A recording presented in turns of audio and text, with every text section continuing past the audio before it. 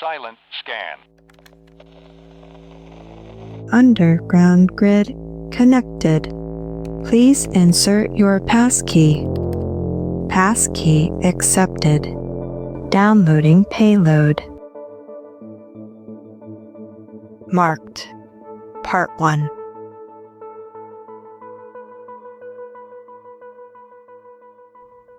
My worst fear was coming true. I didn't need him to say a word. I knew it in the frown lines at the corners of his eyes, the way he rubbed the stubble on his jaw as he stared down at the test results in his hand. I knew that look. I'd seen it before. It was the look of Jefferson Harrington's face right before he delivered devastating news to a patient or their family. And now, that look was directed at me. "It's a boy," he said, the words slipping out in something like a sigh. They were so soft I could barely hear them over the roar building in my ears.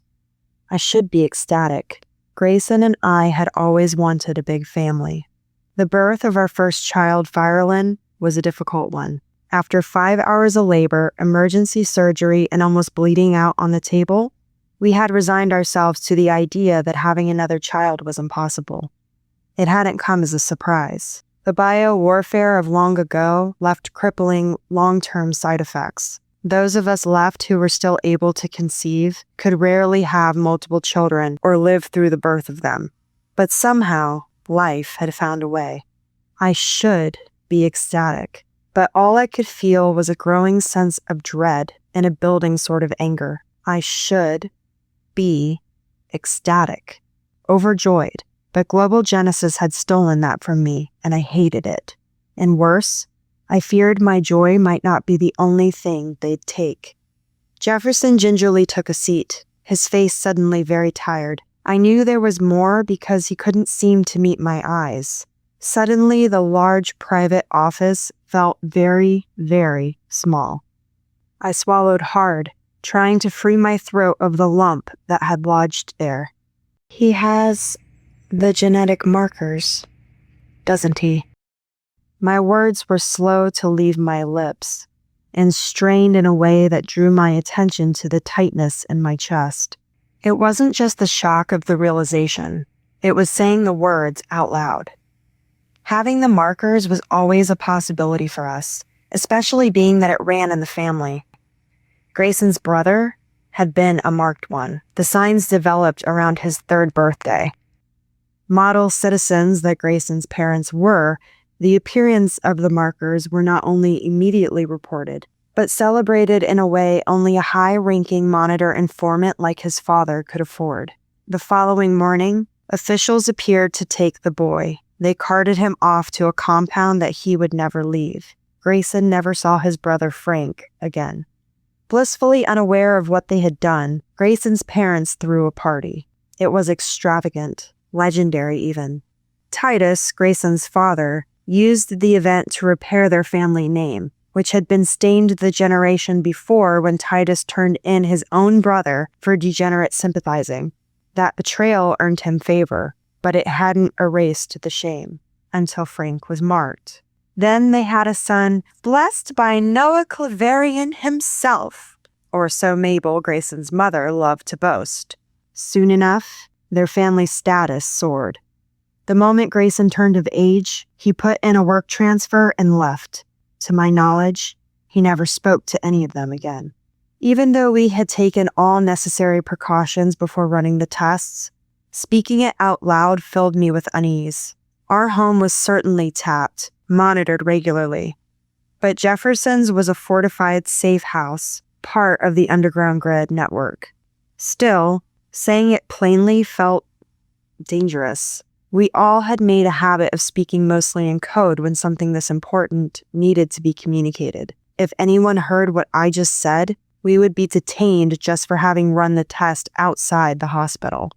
I took a breath in an attempt to quell the sudden rising panic. A terrible thought brimmed to the surface. Maybe he'd be better off dead. Maybe we all would be better off if he was. My mind seemed to recoil from the idea and my stomach soured. How could I think that? But it wasn't the thought that disturbed me most. It was the quiet ring of truth within it. Indeed, to die here, right now, may be a mercy and a kindness. Although global Genesis treats the marked ones like precious blessings to be coveted in the public eye, there are those of us who know the truth. Those children, blessed with high intelligence, resistance to illness, and, once matured, the ability to counteract biowarfare-induced infertility, are exploited. Their DNA makes them a hot commodity purchasable at the right price, and on the black market where atrocities require less public finesse, they are priceless. There were rumors circulating the underground grid. Rumors of child prisoners used for experiments, of unmarked graves behind research facilities, of corrupt monitor informants trading marked ones to black market smugglers, and worst of all, children being exploited as a means to quell the infertility rates in wealthy areas of the provinces. Yes, indeed, dying now may be a mercy for both of us, because parents will go through extraordinary lengths to protect their children, even if it costs them everything. Only a few thousand children per generation were born with these markers. I wanted to believe I was wrong, that I had misread Jefferson's face, but deep down, I knew I hadn't. No, I knew the truth, and somehow, I knew the decision I made would shape the world, whether in some grand sweeping way or in a small invisible ripple. That realization was met with a final feeling of determination.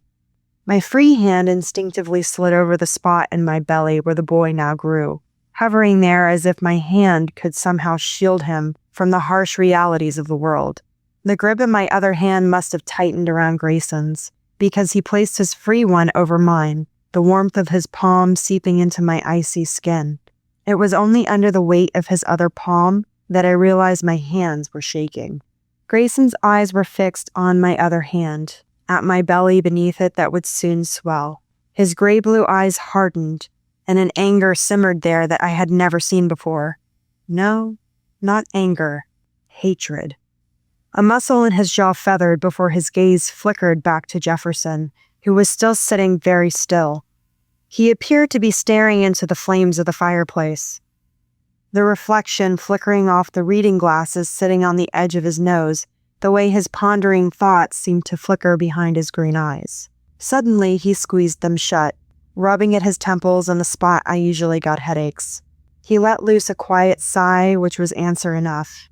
His frown furrowed, and his fingers continued to work, as if he expected to massage a solution into his brain. "They'll take him," I whispered. "That won't happen," Grayson said sharply. "We won't let it." I blinked at my husband. I knew as well as he did that Grayson wasn't exactly a model citizen by global Genesis standard. No, my husband hadn't taken after his monitor informant father, but his degenerate sympathizing uncle. If his father was still in his life, Titus would have reported Grayson years ago, just for entertaining half the ideas we'd spoken aloud. But Grayson wasn't just thinking them now. He was speaking them, boldly, defiantly. That wasn't like him. He'd always been a man of quiet actions, not words. I stared at him, heart swelling with a love so fierce it hurt. And then the image of a flower appeared in my mind. My father was an engineer. When his work requested he transfer several towns over, it had taken us the better part of a year to get our visas approved. Even with my father's high work merits, the process had been tedious, since he was the only one who was moving by request. The transition had been tough. No longer approved to work in our current town, but unable to move to start work in the new one. Money had been tight. But my father still refused to go on ahead for fear we would never be reunited if mine and my mother's visas were rejected. Upon arrival, we were so broke we slept on blankets on the rough wooden floors. Having just completed school, I'd resorted to taking up any work I could get to help support my parents. Often I did little odd jobs until one day Terrence Mercer hired me to help him with the laundry. He had apologized to me profusely for the dark stains on his clothes, the signature of a man who spent long hours in the mines. His wife was bedridden, unable to cope with the miscarriage she had just weeks before. The first time I saw him was through the crack of the half-open door. Grayson was sitting by Jeannie Mercer's bed, talking with her in a hushed voice. Though we had made eye contact for only a second, something had passed between us, something rare. The next time I visited, Terrence Mercer told me Grayson wanted me to stop by and gave me a slip of paper with his address. Grayson was a trolley conductor in charge of shipping things in and out of town. Though his home was kept up, he was rarely there. He hired me to house sit, occasionally giving me odd and end things to do, always leaving more money than was fair for the amount of work completed, and refusing to let me accept any less. Every other day, Grayson would return, and on those days I began to find a single flower sitting on the countertop. He never said anything about them, and it wasn't until I had a rotating bouquet that I began to realize the flowers were for me. Soon, I began to look forward to them, the surprise of the color, the scent. A month passed before I finally worked up the nerve to ask him about the flowers. He stared at me, unblinking, then slid his pack from his shoulder. "Come with me," he said softly. We walked out to the small building in the backyard. When he opened the door, I gasped. This is Blake C. Holloway. We hope you have enjoyed this production of Marked, Part 1 by Blake C. Holloway. This program was produced and directed by B. Holla Entertainment. Text copyright 2025 by Blake C. Holloway. Production copyright 2025 by B. Holla Entertainment. All rights reserved. This is a copyrighted work. Unauthorized copying or distribution is a crime. Transmission terminated.